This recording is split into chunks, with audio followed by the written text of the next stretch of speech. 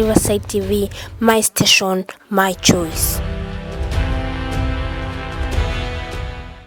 Hello viewers, welcome to Riverside Council. With me Caroline Bithe, and with me today is a beautiful lady. Actually, she's a minister of the Word of God. So Gloria, just introduce yourself to our viewers. Hello, viewers. Praise the name of the Lord. It's Gloria Mugalo here. Thank you so much, Caro, for having me on the platform today. This is Gloria. I'm a gospel minister, worship leader, trainer. I do a training also in music and in word, especially in the area of purity when it comes to singers, and also a leader prayer band called Watchers Arise. We walk the city praying and declaring the word of God. We're still on the topic of sexuality, and today we'll be talking about sexuality in children. So Gloria, just help us understand, how should a parent create a rapport with their children, because it starts from the relationship between the parent and the child. How should a parent create that rapport?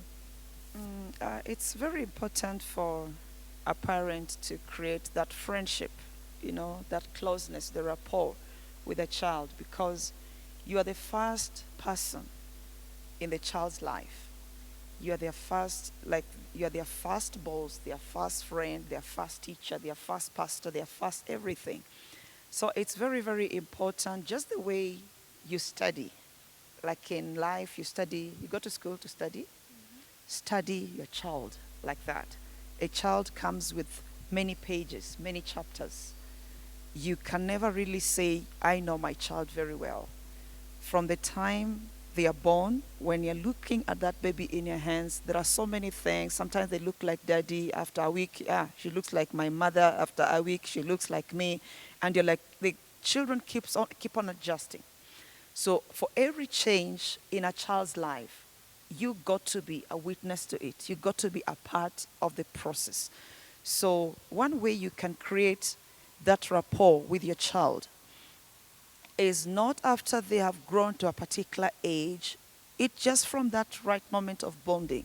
And you don't stop once you have started weaning the baby, that now she's no longer sucking, he's no longer sucking, you've left her or him with the maid or with the neighbors or with your sister and the brother and all that. The rapport, the friendship should be built continually. Like I say, a child comes in chapters, in pages. As they grow, any day they're adding a day, a week, a month, a year. Just be a part of the journey. There may not be a particular formula. Like you say in school, from this time to this time, you're studying mathematics, this time to this time. There may not be formula for that, really. But the thing is just be present. I think that's the word I may just want to use. Just be present, be available in your child's life. No matter how busy you are, be present. And your presence means a lot. Your provisions without your presence is different. It doesn't really speak much to a child. So be present. I think that's one way you can create that friendship, a rapport with your child. Okay, and when should a parent introduce this sexuality thing in children? Yeah, sexuality in itself is quite a very vast topic, a subject, because sometimes now we are hearing about sex education. Now, when you talk of sex education, what do you mean by sex education? Is it teaching a child how to do sex or life about sex? So when we talk about introducing this subject matter in a child's life, it has nothing to do with the do's and the don'ts. And when a child starts seeing things and learning some words, it's important. You start sneaking in some information to a child. And first of all, it doesn't have to be verbal. It can be demonstratively. Because children learn more, not just from what they hear, but what they see.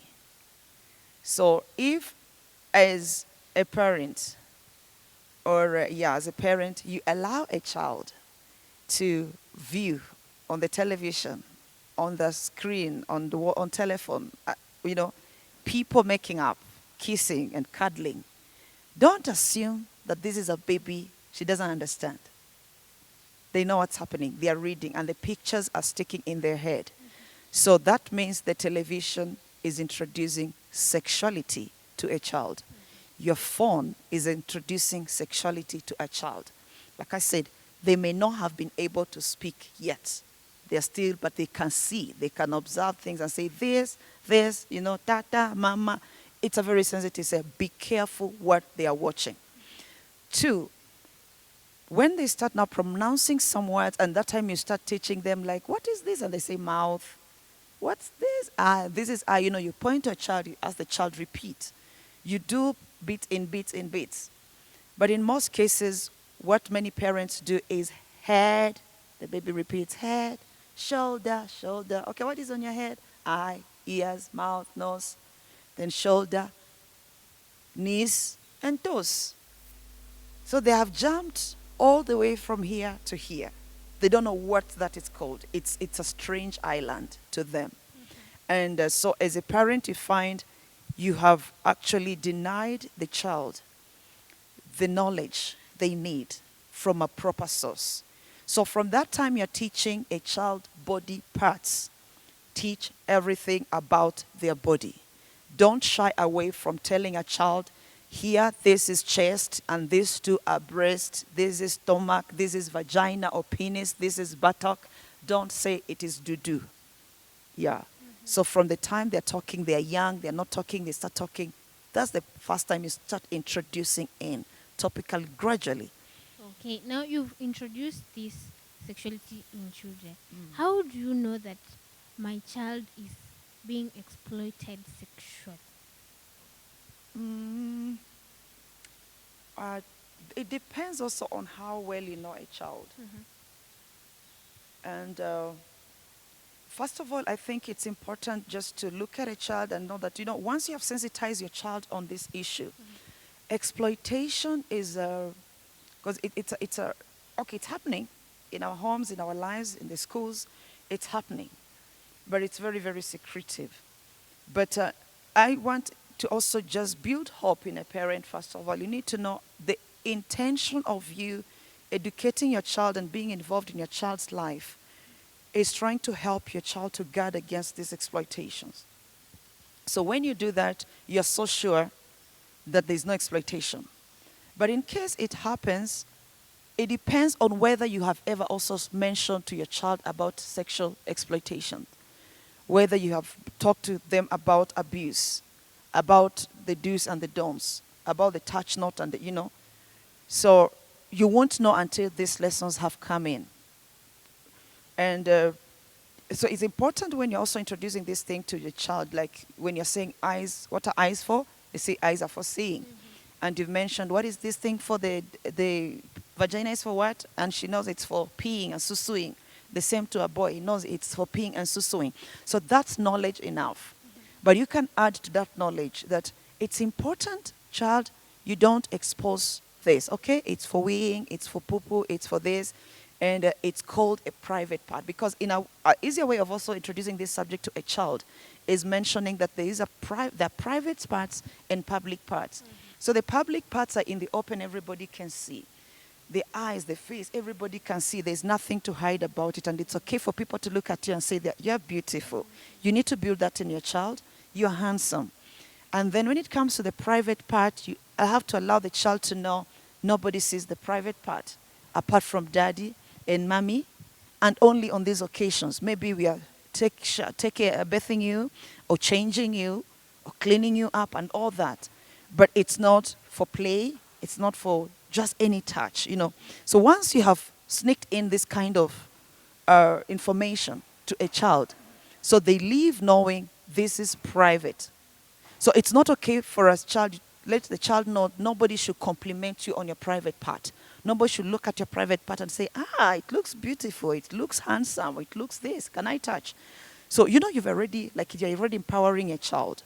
So with that, when it comes to exploitation, it will be very easy to know, because when the baby has that knowledge, there's a confidence they walk in.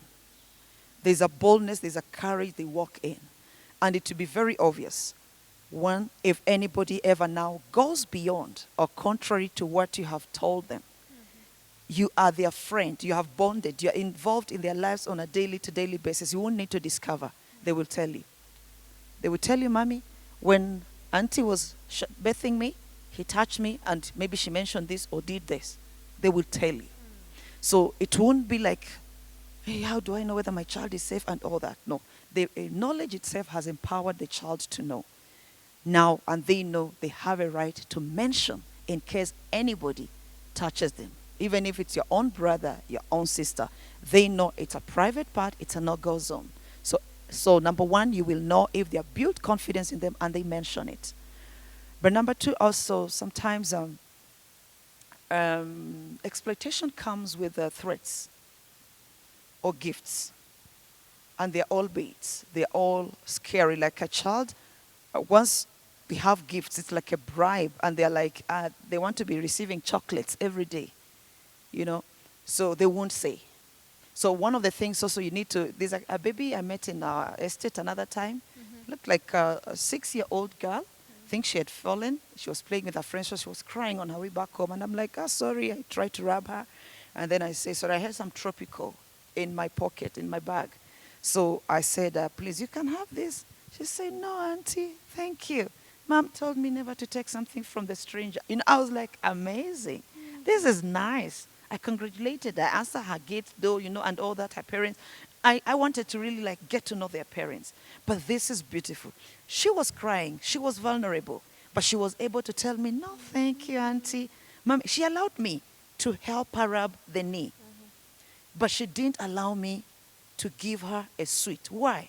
Because there's a way a parent had raised her, empowered her, knowing that even though this lady has a good gesture, because that will be enough to entice her and think, she helped me rub my knee. She could be harmless. But she knows she doesn't receive gifts from strangers.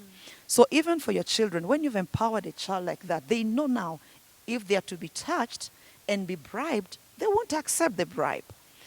But in case they accept, they will also tell you that so-and-so touched me and he gave me sweet and he told me not to.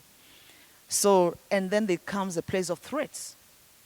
So a threat is like if you tell anybody, I will beat you or I will kill you, or if it's a school driver, I will drop you out of the car. You know, they give you threats to children.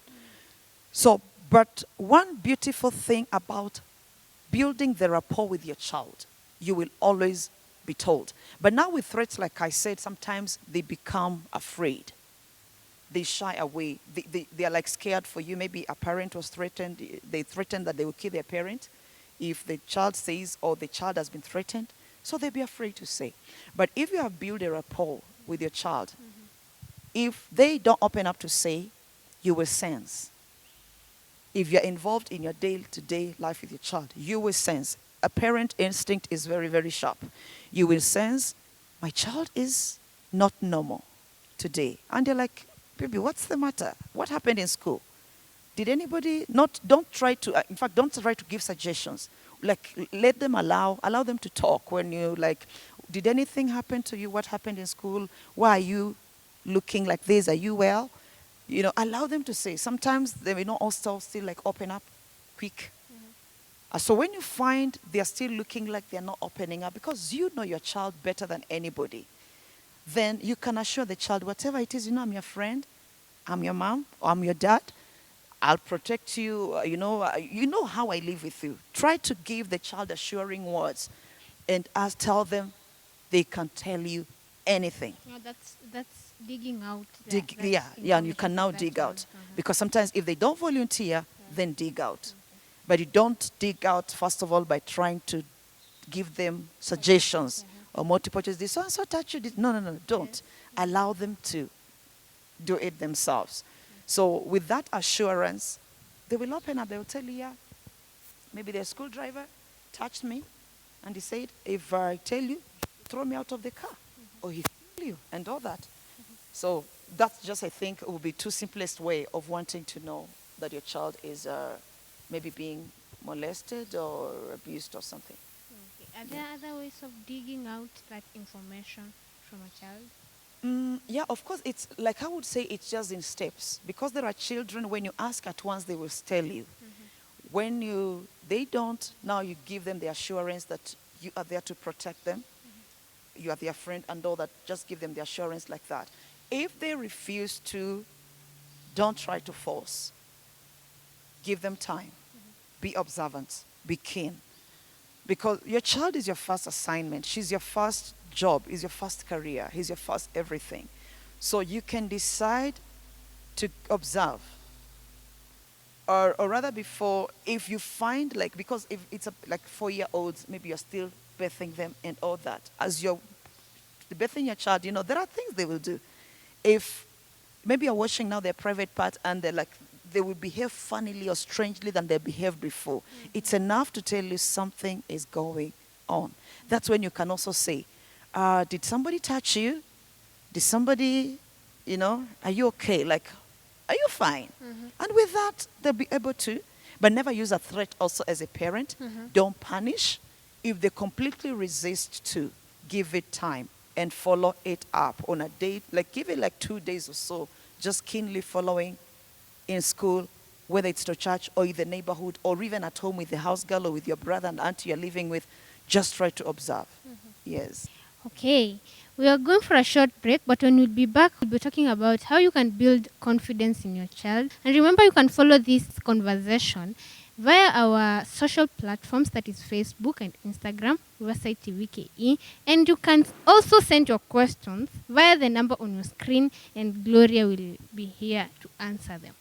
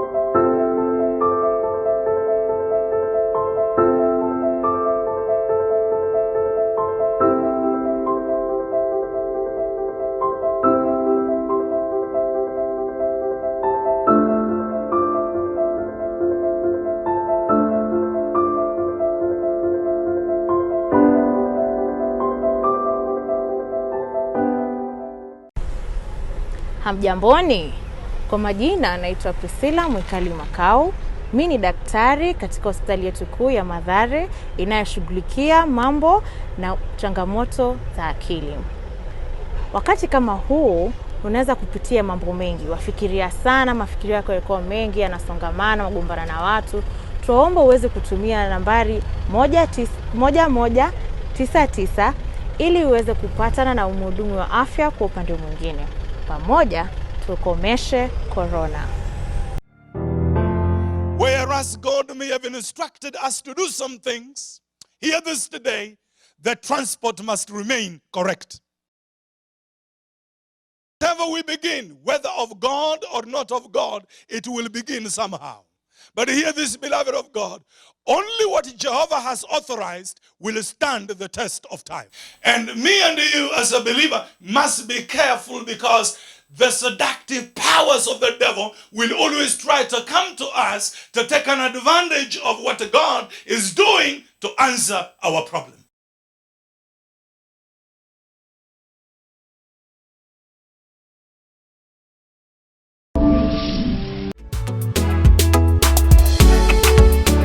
Ningependa kuambia ya kwamba mambo yote, hata tukienda kotini, ni Yesu peke yake ako na uwezo wa kuyatatua. Ni Yesu peke yake ako na uwezo wa kuamuru na aseme hii itafanyika namna hii, mpaka uweze kupata haki yako. Utamusikia Mungu wakati utakubali kuondoa hali yako, kuondoa binafsi, kuondoa na uweke kando, ili Mungu achukue na nafasi katika maisha maisha yako. Hiyo siku ndio utamusikia Mungu, na utasikia hata nikisema Yesu ananena, utaelewa Yesu ananena namna gani.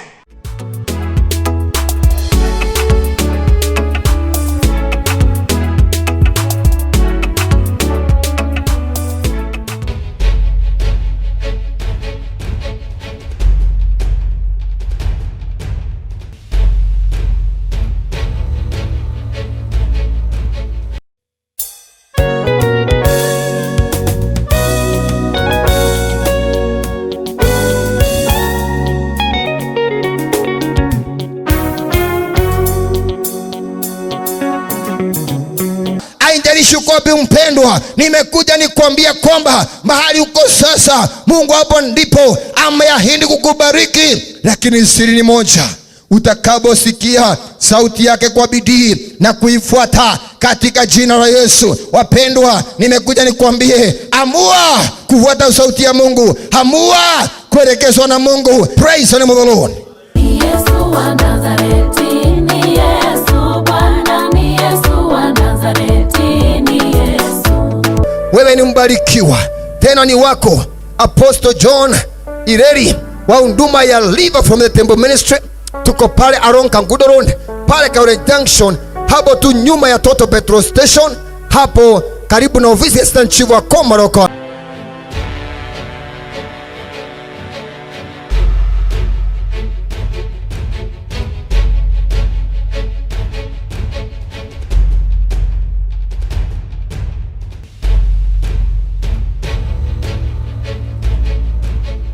Welcome back. We're still going on with our discussion. So, Gloria, just help us understand, after you've dug that information from a child, how can you build confidence in your child? Confidence is a very important aspect in a child's life. And I think as parents, you also need to learn not to start building confidence in a child out of an error, out of a mistake, or out of something that has happened. Unpleasant incidents, You cultivate confidence just from the time the child is growing. Confidence should be a part of the child's growth. But of course, after maybe abuse or exploitations, kids tend to draw back, withdraw, and shy away and get scared about life and all that. I think maybe that's what you're asking about now, rebuilding that confidence in a child. So, but you have to realize, to rebuild it, to start building it, if you never had built it before, it's a different thing altogether. But if it's about rebuilding the confidence, it's still going back to the basics. And the child already grows up knowing that my parent, my mom, my daddy is my buddy. Not that they don't discipline me. Being buddies doesn't mean that you can't discipline a child. You can't pinch a child or correct a child or rebuke them when they are wrong. It's just that they're so confident that even when they're disciplining them, they know it's out of love. It's not out of rejection or anger or anything. So, and the Bible is clear in Proverbs 22. Allow me to read it. Proverbs 22 verse 6. Amplified version says this: train up a child in the way he should go, and in keeping with their individual gift or bend. It doesn't say teach a child. There's a difference between teaching and training. Teaching is more verbal. Teaching, mostly we take our children to school for teaching. Mostly it's never for training. They do write exams out of what they were taught, not what they were trained in. But in practical life, it's the life now that trains them. It's the experience that trains them into what they need to be. But the Bible admonishes that from childhood, from the time the kids are small, train them. Don't teach them. Train them in the way he should go. How do you train? You train by leading, by showing, by being an example. You can train without speaking. Mostly training is action. You can't tell a child, don't smoke, and you're the one giving them 10 bob to go and buy for you cigarette. You don't tell them, You can't be violent. Don't be fighting. And they see you fighting daddy and mommy in the house fighting. So your day-to-day's life trains up a child. And it's training up a child in the way they are to go. So if the child is used to violence in the house, that's the path they will take. Mm-hmm. If they're used to love and peace and calmness, that's the way they will go. If they're used to opening a door for strangers, like they see you when mommy comes in or when daddy comes in, mommy goes to the door, opens the door, greets very well, serves food, daddy says thank you after mommy has served. With time you will see a child is learning that. I've had a lot of experience with children. I've really lived with children and people's children, for that matter. And there was a child who used to call the dad, honey, because, she calls the mom, honey, because dad calls mommy, honey. So sometimes when he's calling mom, and mom is not responding, now she will switch to honey, honey. So of course he will just respond, even if you're too busy, you didn't want to. Where did that kid pick it from? It's a training. Yeah. She wasn't taught. She knows mom is mom. But she knows, I don't know, but somehow something tells her, I think honey will change, will cause her to respond. So when the Bible is clear about training up a child, in training you are showing. You are not telling, you are showing. And there's no formula to showing. It's your day-to-day lifestyle. So if you're a peaceful person, they will learn that. If you're a quarrelsome person, that's what they take. And it says, in keeping with their individual gift and bend, meaning every child has gifts and bends, like they have some faults. But you got to keep up with both, not just the gift and not just the bend. But unfortunately, many parents tend to concentrate more on the bend. Kila ukishika kitu naangusha, what's wrong with you? Kidogo hivi, umerarua nini? They're only thinking about the bends. You lost your pen again. It's only the bends. What are the gifts in this child? You got to keep up with both. When they do well, this is good. You got 80%, this is nice. Or you got 40%, no, this is okay. But you can get 60 next time, Keep up with all that they do well and they do bad. When they come up, the uniform is clean, congratulate them. Today, this is very good. You didn't play in the dirt. Tomorrow they come, the uniform is torn, there is mud all over. Keep up with that also nicely. Like, this is not good.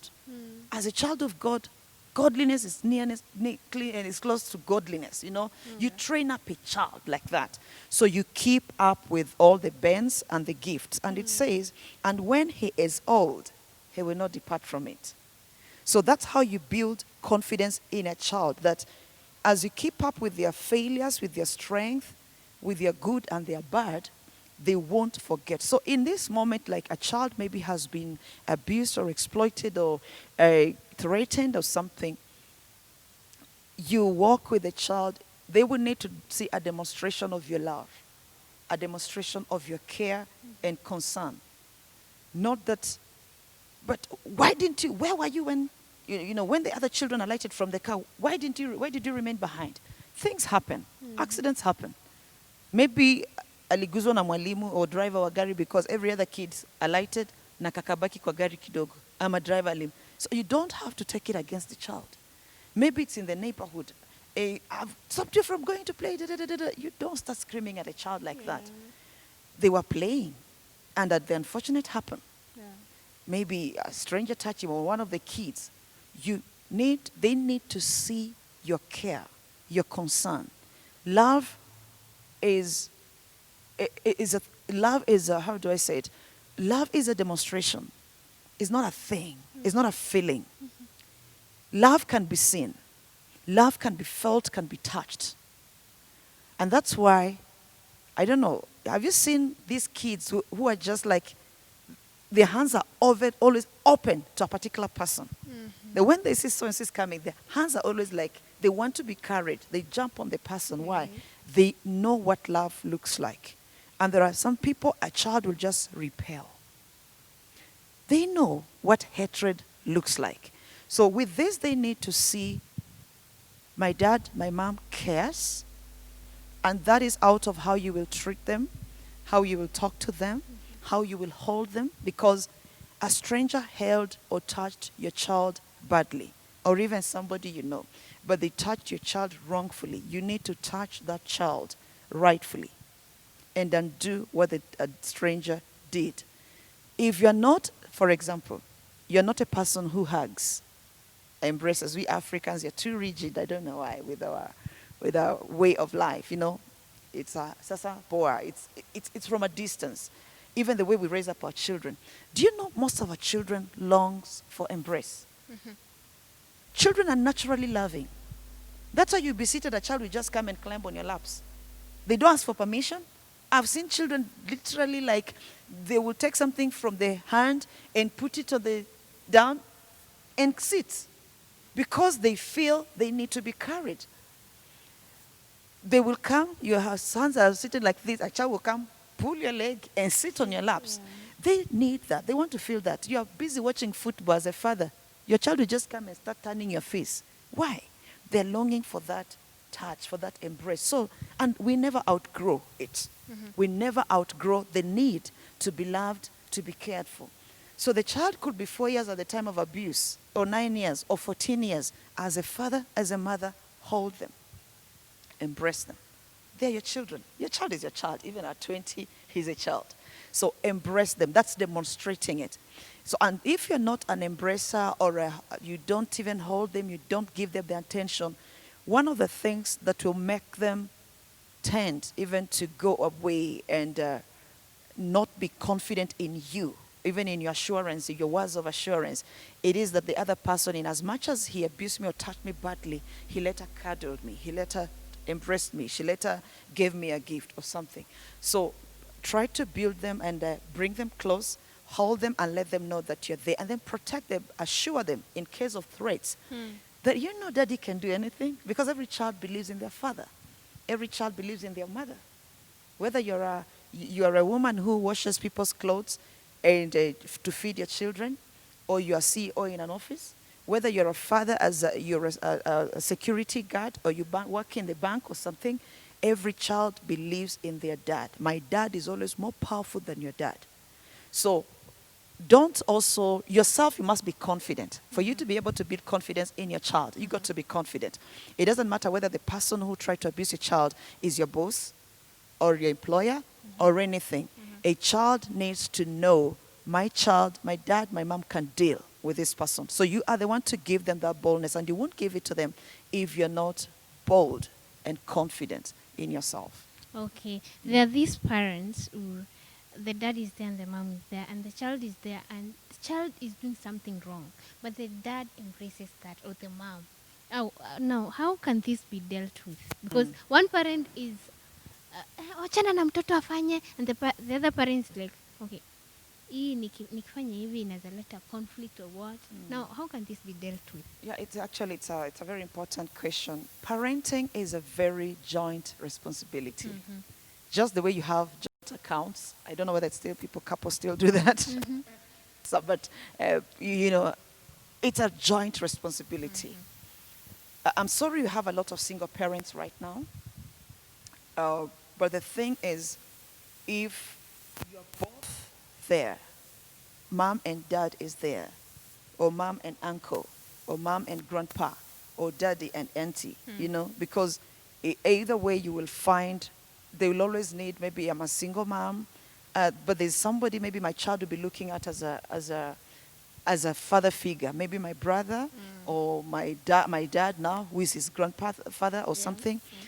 Parenting is a very joint responsibility. It's okay to disagree on the way you're dealing with an issue, a discipline issue about your child, but never disagree in the presence of the child. It's very, very wrong. It's important when the child maybe is jumping all over, messing around, and mommy says, please, can you sit down? As a father, you're there, don't laugh and say, acha mtoto acheze ni nini wewe, you know? Or the opposite. Maybe dad says stops and mommy says, wacha nini wewe, wacha mtoto acheze. It has to be joint. Because what happens if you are the mother and you told the child to stop, what the child will do, he will look at me as a dad. like talk to that lady now, you know. So, but I need to join my partner, not my child. I need to join my partner in saying, listen to your mom or listen to your dad. Then in your own private time, when you're in the closet, you can say, nini mbaya inakusumbua mtoto akiruka, what's wrong? Then she can explain, no, you know I've been around. This is vitu nimepanga nikipangua. This is the 5th time. Napanga nachoka. Then it's a conversation. It will be like, now, do you need help? Do we need to employ a house help? Or what, you know? Because also, in a way, the jumping could be healthy, but there's some jumping also that is just too rowdy. But it's a joint, you see, it's a conversation. So you need to agree and get a balance. So you'll be like, okay, what you do, wacha akitaka kucheza acheze. In fact, usipange. I won't be bothered if I found the house messy. Cushions zimeanguka everywhere just because my child has been jumping on them. Relax. Zisikusumbue ati anapanga unapanga. We can be pangaring once. You see already, and it's simple as that. It's a conversation. So it's very, very important to agree. And, you know, being a woman and being a man, we are wired differently. Women, we are very emotional. We are very reactive in many cases. So you find that if a child like does something, it will be like, you did it. What did you do this? You know, we shout at once or slap very quick. Maybe a father will take time, and also ladies mostly are with the children, so they get tired and they'll be slapping anyhow. A father may not be involved directly like that, or will take time to want to ask, why did you do what you did? They want reasons to reason with a child and to get to an answer. But as a lady, I just want to react immediately. Or sometimes also, because I gave birth to a child, I don't like the way my husband beat my child. You know, I feel pain when they beat my child. I don't have to scream at him like, unanichapia mtoto, you know, because that's how some ladies talk. Usinichapia mtoto, huyo mtoto ni wako tu si wake, you know. Allow them to. Then in the closet, you can say, I don't like the way, ukitaka kumchapa, please, kuna kiboko. Don't you slap, don't lose, you know. Agree, have a conversation. But let's understand joint parenting. It's a wide thing. We may not really fully answer that, but it's important to, if you're disagreeing, disagree in the private, not before the child. Okay. Yeah. Maybe, Gloria, someone wants to talk to you in a personal level. Where can they find you? Okay, it's I'm on social media. I'm on Facebook. Gloria Mugalo. My Gloria has H. Mugalo has LO. And my phone number, WhatsApp, is 0721 862 408. 0721 862 408. And I'm also on YouTube as Gloria Wonderful Mugalo. There's a lot I've done there on purity, on sexuality, on parenting. Just especially the WhatsApp line, I think would be very easy. And I think there's this book, very, very important, very short. As a parent, you can read it and also get even for your child. It's important we introduce our kids, our youth, especially the singles, our teenagers, to the right information, that we undo the wrong information that's been fed on out there. Anytime you want to reach me, I'll be available for you. Thank you very much for the discussion. It has been of help to us and the parents. And as we have been told by Gloria, it's very important to create a rapport with your child. And for more on this, you can follow us in our social platforms. That is Riverside TV KE, Instagram and Facebook. And don't forget to subscribe in our YouTube channel, Riverside TV Kenya. Till next time, I was your host, Caroline Bire.